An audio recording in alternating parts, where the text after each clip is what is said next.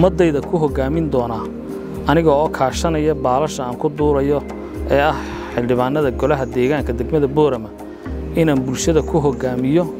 horumar dhinacyo fara badan taabanaya cabashooyin badan baa bulshada Boorama ka soo yeeray kuwaas oo ku salaysan dhanka wadooyinka iyo wax qabadka dawladaha hoose adeegyada ay fuliso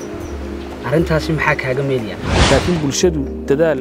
iyo cashuur bixin haddii ay nagu garab istaagaan waajibaadkii wuxuu noqonayaa kii gudashada ahaa oo ah annaga in mas'uuliyadda nagu soo wareegto mas'uuliyaddaasina waxay sheegi doontaa wixii aad noo dhiibateen inaanan noqon kuwa ay jeebadooga ku dhacaan ee noqdo kuwa accountable u noqda ama ay la xisaabtami karaan bulshadu gudoomiye waxa jira dayac badan oo dhanka garoonka diyaaradaha iyo magaalada Boorama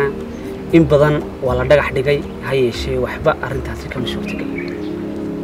bulshadii Boorama ku daawanaysa aad bay u danaynayaan in garoonka Boorama loo hirgeliyo hortaasi adiga maxaa kaaga meelayaan inaanu tusno wixii bulshada naga soo gaadhay iyo halkii ay ku baxeen insha Allah waxaan rajaynaynaa in haddii dhinacooga ay ka soo baxaan dhinac ayaguna aanu ka soo baxno marka waxa la arki doonaa cidda markaasi mas'uuliyadeedii gudan weyday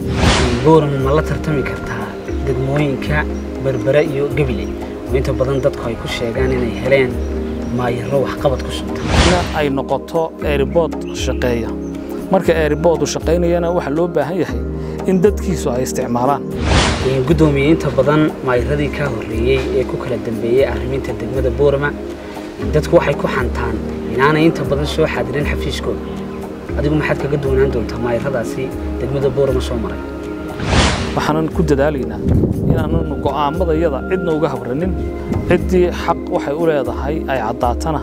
dawladdaas dhexe iyo maxkamadaha iyo xafiiska dawladda hoosaba wuxuu sameyn doonaa in ciddaasi ay hesho waxay xaq u lahayd cidii aan xaq u lahayna la yiraahdo waxa xaq u mali marka labada jeerba waxaan ugu helinaynaa ka gartalan inaan garab istaagno